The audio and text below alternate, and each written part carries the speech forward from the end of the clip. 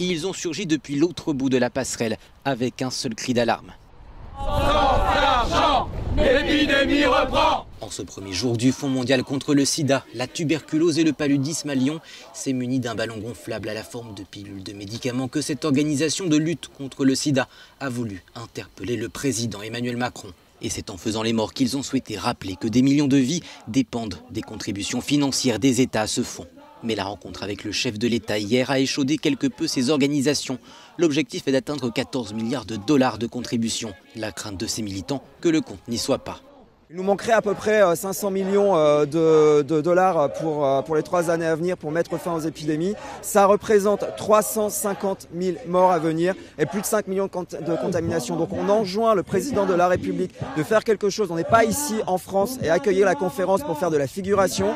On est là pour récupérer de l'argent et pour faire la différence. Grâce à ces fonds, depuis 2002, la mortalité liée au sida, à la tuberculose et au paludisme a baissé d'environ 50%. Alors l'objectif des 14 milliards est-il encore à porter? Nous avons directement posé la question à la ministre de la Santé, Agnès Buzyn.